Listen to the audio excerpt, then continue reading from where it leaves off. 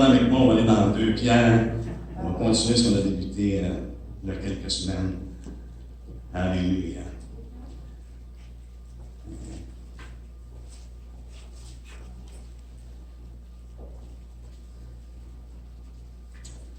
Et ce matin, vu que la semaine passée, c'est pas moi qui ai partagé, on va relire les versets à partir du verset 1 au 3e chapitre, 2 Pierre 3, 1, et nous allons nous rendre jusqu'au verset 9.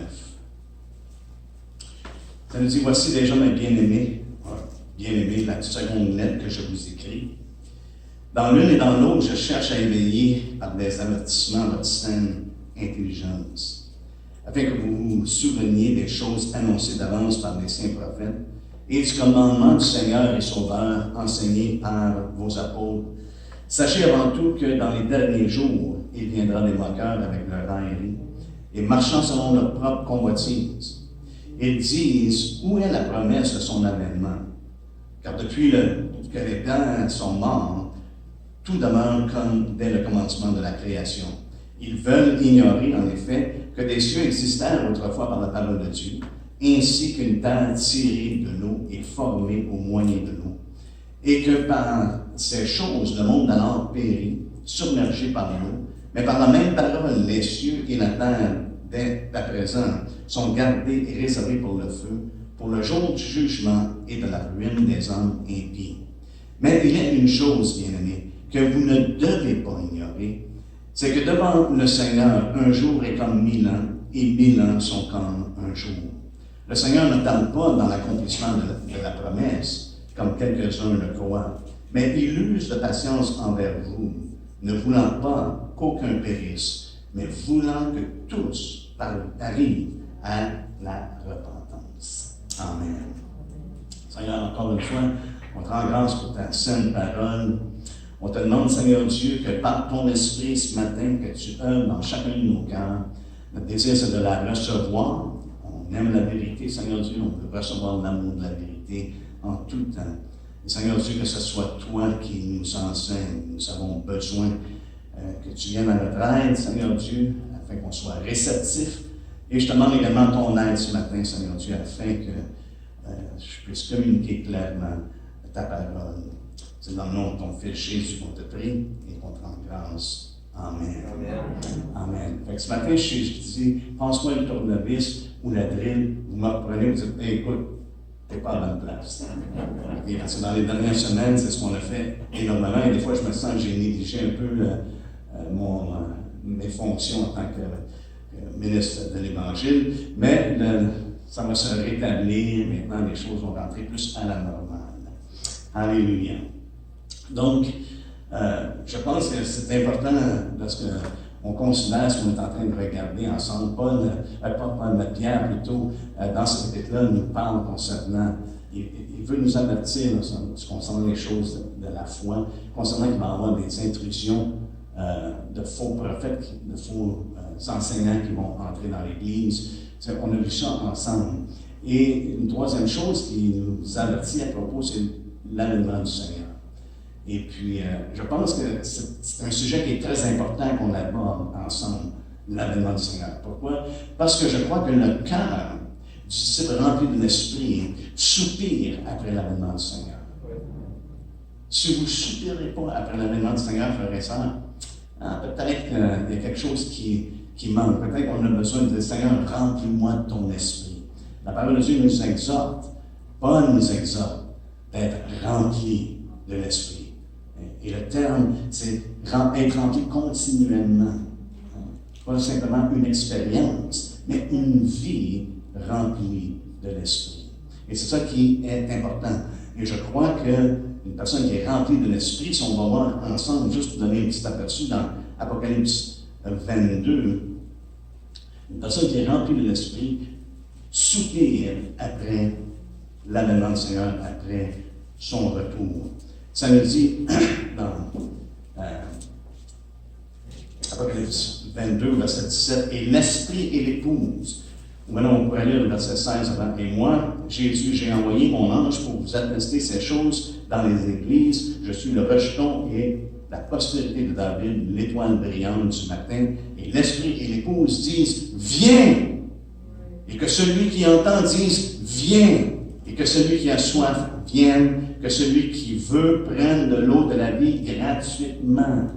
Il y a un soupir, il y a un cri. L'esprit crie. C'est pour ça que je dis, celui qui est rempli de l'esprit, le disciple qui est rempli de l'esprit, va crier également, viens. L'épouse crie, viens. Pourquoi? Parce que c'est l'esprit qui dit, viens Seigneur, viens, viens Jésus.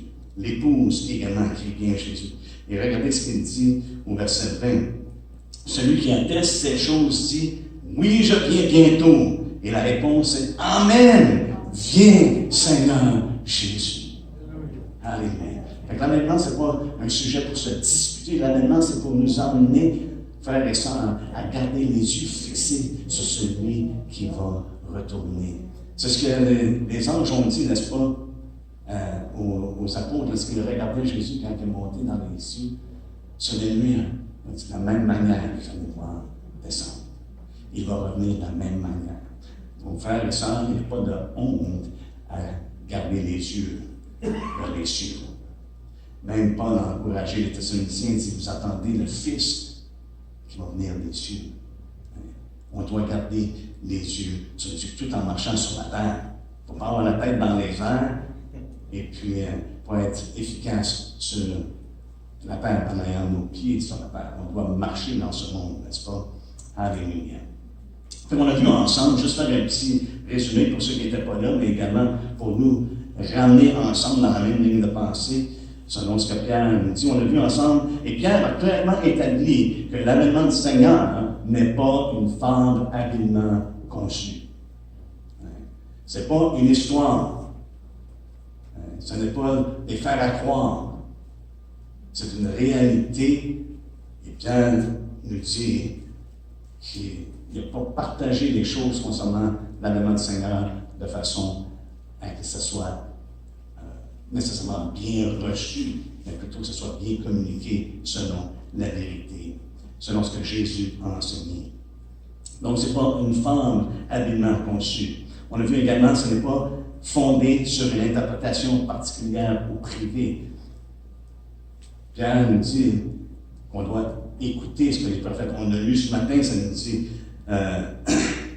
vous vous souvenez des choses annoncées d'avance par les saints prophètes. C'est quelque chose qui est vraiment fondé, c'est quelque chose qui a été déclaré d'avance. C'est quelque chose que Dieu nous a fait connaître, c'est une révélation que Dieu nous a donnée. Et on doit entendre ce que l'Esprit dit, n'est-ce pas? Ça n'est pas également strictement basé sur les expériences personnelles. Pierre plutôt s'est servi de son expérience lorsqu'il était sur la montagne de la transfiguration, mais par la suite, il nous dit, écoutez, il n'y a pas de prophétie là, qui est venue d'elle-même. C'est des hommes qui ont été poussés par l'Esprit. On doit entendre ce que les prophètes ont dit, malgré qu'il avait eu une expérience extraordinaire. Et une chose qui est certaine, frères et sœurs, de nos jours, il y a des gens qui ont des expériences extraordinaires. Mais ça ne veut pas dire qu'ils sont nécessairement basés sur les Écritures. Il faut faire attention. La parole de Dieu nous parle dans l'Ancien Testament qu'il y avait plus de faux prophètes que de vrais prophètes. Et ça, c'est encore la même chose aujourd'hui. Plusieurs faux prophètes, plusieurs faux docteurs. Et c'est intéressant parce que dans le grec et dans l'hébreu, le terme qui est utilisé dans ces choses-là, c'est la majorité. Quand il utilise ce terme-là, plusieurs, c'est comme si ça dit la majorité vont être. Wow! Soit faux prophète ou faux docteur. Donc, on doit être aux aguets en examinant la parole de Dieu. Son temps, dans les temps passés, les Joseph Smith, il y en a eu, des faux prophètes, des personnes qui ont eu des expériences qui étaient très grandes. Et Pierre nous fait Paul nous fait part plutôt, si on veut aller dans le Colossien, de vraiment faire attention, parce qu'il y a des gens qui vont se donner à leur propre expérience, à leur propre vision. Ça nous dit dans Colossiens 2,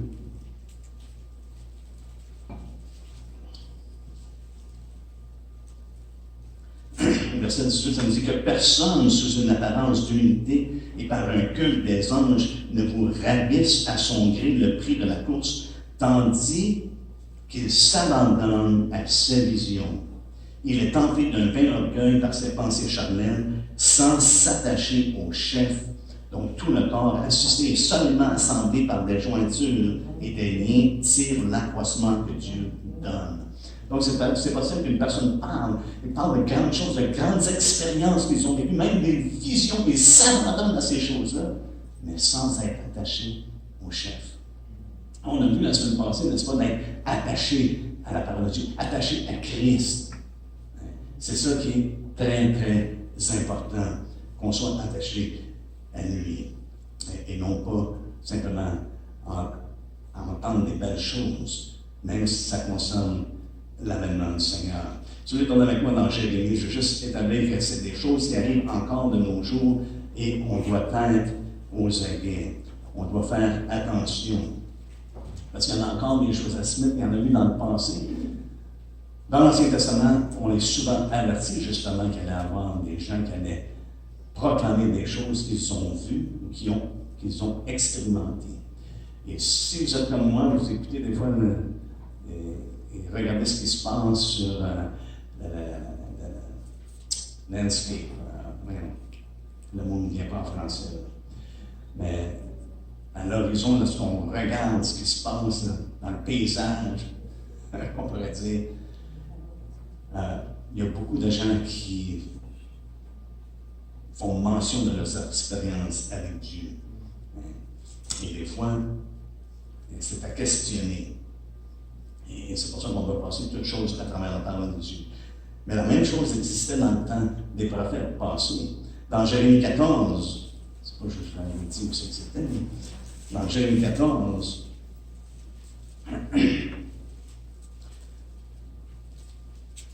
Jérémie, ici, qui parle, qui nous dit au verset 13, je répondis, « Ah, Seigneur éternel, voici les prophètes leur disent, vous n'aurez point d'épée, vous n'aurez point de famine, mais je vous donnerai dans ce lieu une paix assurée. » Okay?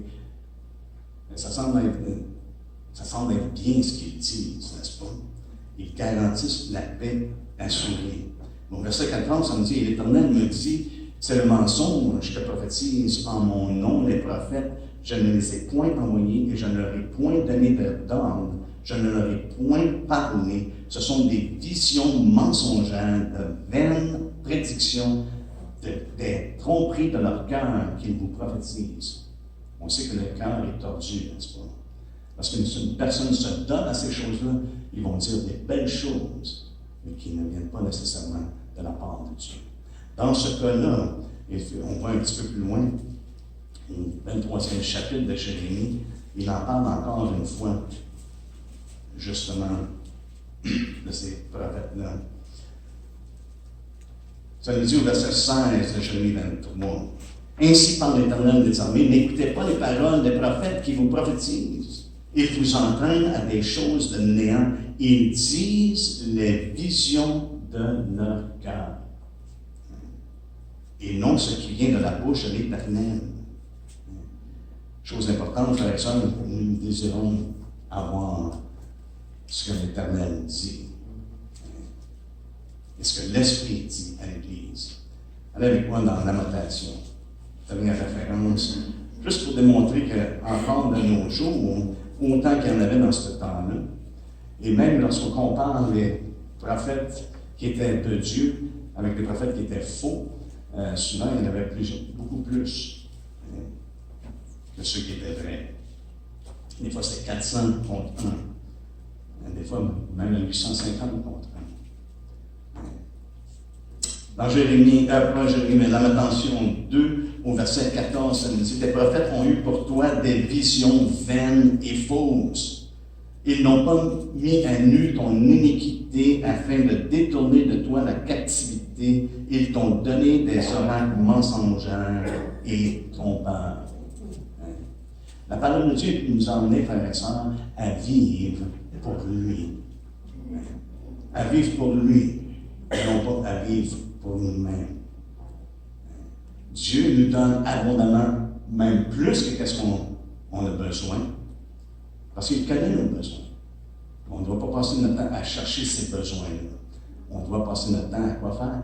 À chercher le royaume de Dieu. Et toutes ces choses-là, Dieu va en prendre soin. Oui, on fait connaître nos besoins, mais on ne cherche pas nos besoins.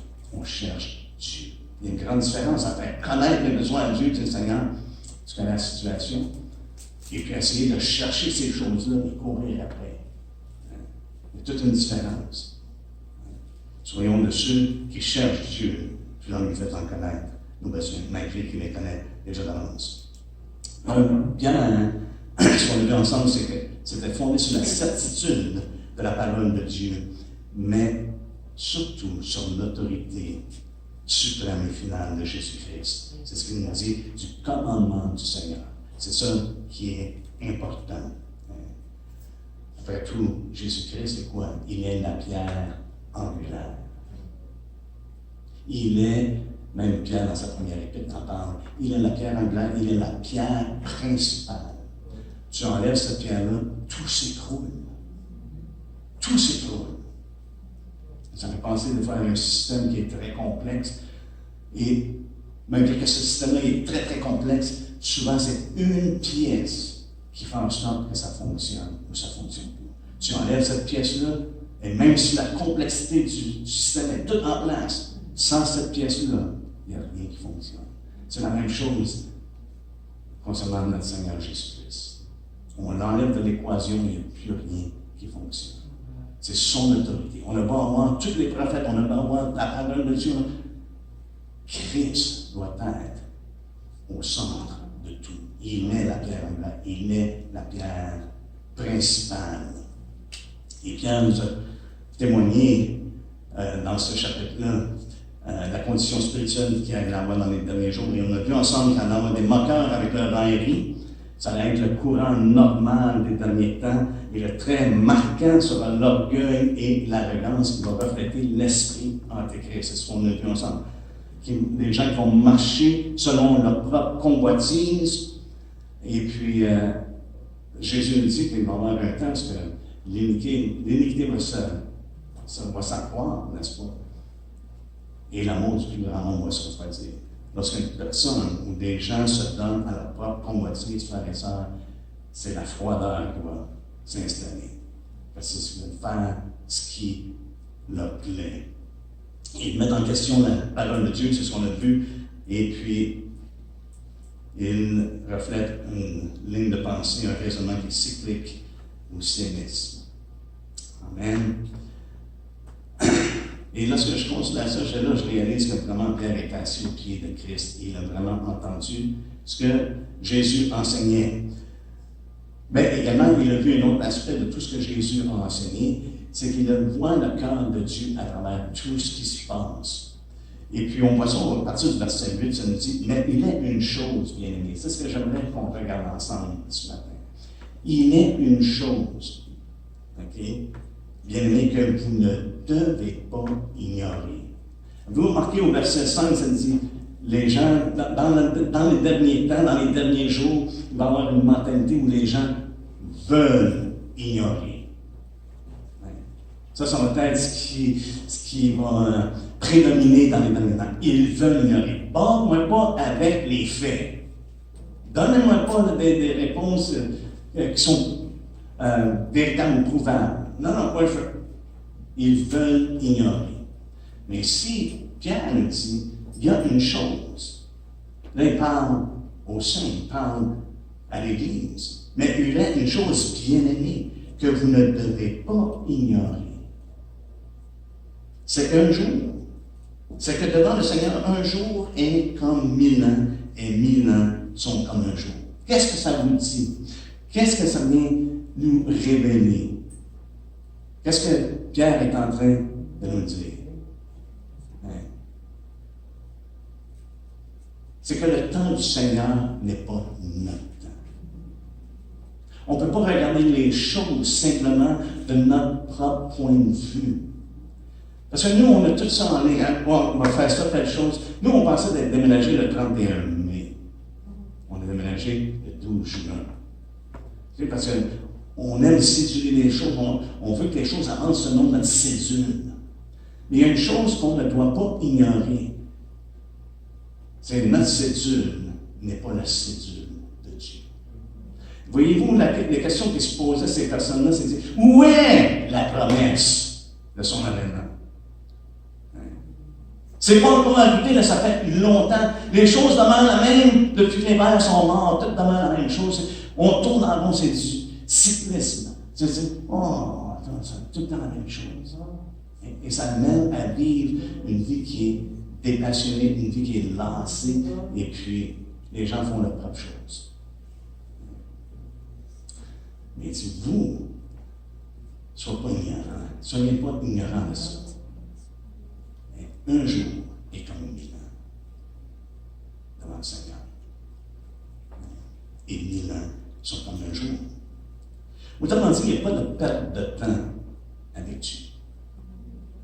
Il n'y a aucune perte de temps. Frère, ça, ce que vous vivez en ce moment, ce que je vis en ce moment, il n'y a aucune perte. Nous savons que toutes choses concourent au bien de ceux qui aiment Dieu et qui sont appelés selon son dessein. Est-ce que c'est vrai? Est-ce qu'on croit vraiment que toutes choses concourent au bien? Donc, le temps dans lequel vous vous trouvez en ce moment, ce n'est pas un temps perdu. C'est que Dieu œuvre. Il est patient et il accomplit son œuvre en chacun de nous. Il n'y a pas de temps perdu. Dans Ecclésiaste 3, 11, ça nous dit, il fait toutes choses bonnes en son temps. J'aime la traduction anglophone qui dit, he makes all things beautiful. Toutes choses belles. Éventuellement, même ça peut être un désastre. Dieu est en mesure de la rendre belle. Et c'est ce qu'il nous dit.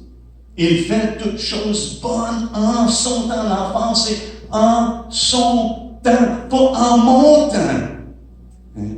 Ça fait justement, ça fait longtemps qu'il y a bien des affaires qui s'est passées. Mais en son temps, j'ai cette assurance-là. Autant qu'il nous donne la paix, frère, il nous donne cette assurance-là en son temps. Il fait toutes choses bonnes, toutes choses belles, toutes choses merveilleuses. Wow! Est-ce que ça amène la paix dans nos cœurs? Ça devrait amener la paix dans nos cœurs. Je le sais, je ne comprends peut-être pas ce qui se passe. Mais je sais une chose, Dieu est à l'œuvre. Et il fait tout concourt au bien. Le temps de Dieu n'est pas notre temps. Et c'est la même chose concernant son retour. Regardez avec moi dans 1 Timothée.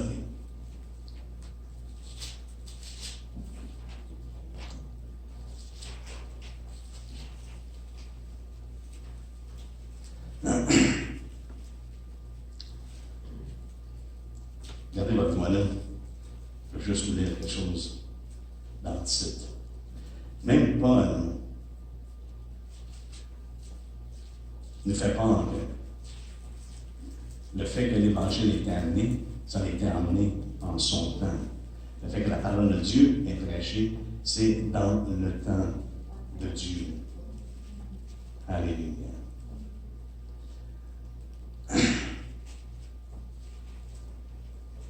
Ça nous dit au verset titre, je vais juste lire le titre,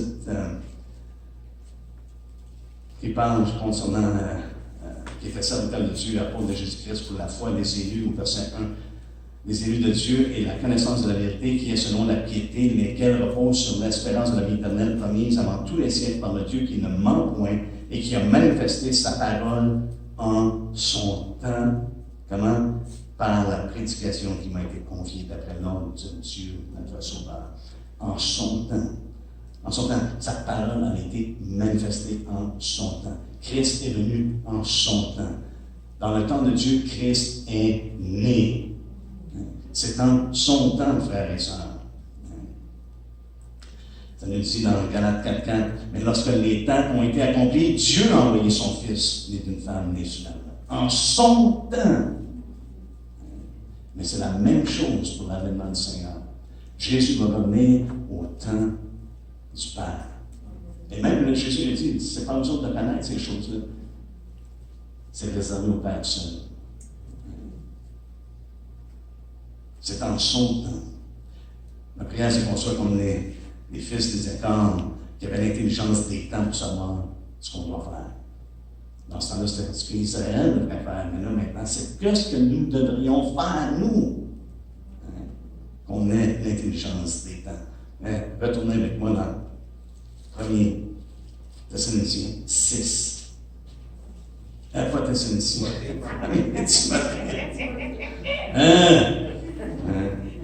Le Seigneur a inventé le sommeil, c'est pas pour rien. On est supposé d'en profiter. Alléluia.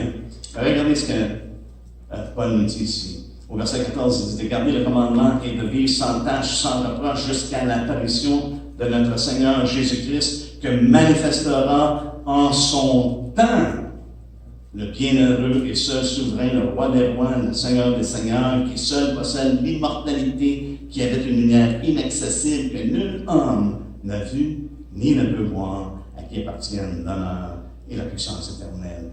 Il va être manifesté comment? Quand? En son temps. Alléluia. Et c'est pour ça que Pierre, je crois, encourage les saints. Il dit, écoutez, un jour est comme 1000 ans avec le Seigneur. 1000 ans est comme un jour. Mais Dieu, en son temps, va accomplir la promesse qu'il a faite, que son Fils allait descendre des cieux, qu'il allait revenir. Et ça, frères et sœurs, ça doit être un sujet de joie pour nous. Et donc, on doit être des disciples avisés selon l'Esprit.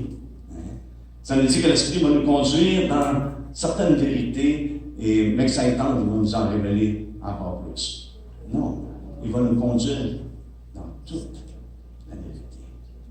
Et ça comprend, frères et sœurs, l'avènement du Seigneur. Ça comprend son avènement. Il va nous conduire. Et même, il nous dit, il vous annoncera les choses à venir. Ici, Pierre, si on retourne dans 2 Pierre 3,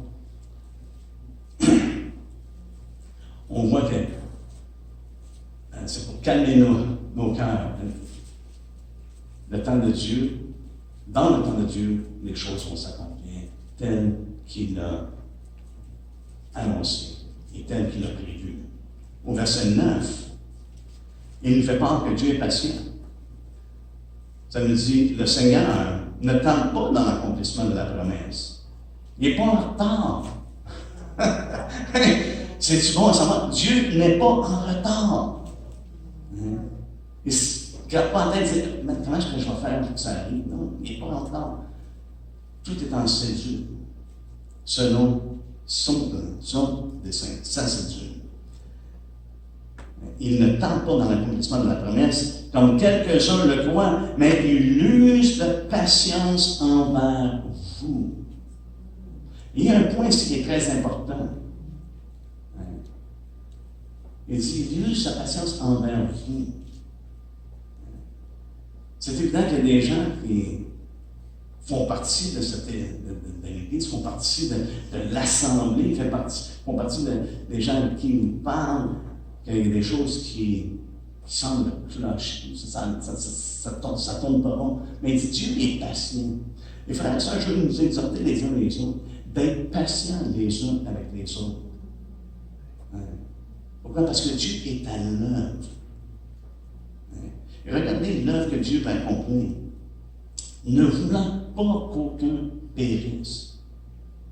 Il n'émène pas ici de danger, mais il dit, Dieu ne veut pas qu'il y en ait un qui périsse, mais voulant que tous arrivent à la repentance. Dieu veut emmener les gens à se détourner de leur voie. Il veut qu'on se détourne de nos propres voies. Savez-vous pourquoi? En tant que chrétien, on peut être très égoïste. Notre nombril peut être le centre de notre monde, même en tant que chrétien. Mais Dieu veut nous emmener à la repentance, qu'on s'abandonne à lui, qu'on dépende de lui, qu'on se confie en lui. Il ne tarde pas concernant la promesse. Jésus va revenir. Il va revenir en son temps. Mais entre-temps, il est à l'œuvre. Entre-temps, il est en train de travailler nos cœurs. Et mon exhortation ce matin, frère et sœur, si après vous connaissez que l'Esprit cogne à la porte, ou que ça fait un bout de temps, même quelqu'un qui tape sur l'épaule et dit non. Qui cherche à nous conduire, qui cherche à nous enseigner concernant ça, là, ça va à l'encontre de la volonté du Père. Ne résistez pas, n'attristez pas l'Esprit est à l'œuvre. Vous savez pas, lorsque vous êtes à la place que vous désirez vouloir continuellement plaire à Dieu et à obéir à sa voix, sachez assurément que ce n'est pas de vous. Mais c'est l'Esprit de Dieu qui est à l'œuvre dans vos cœurs. Mon encouragement, c'est abandonnez-vous.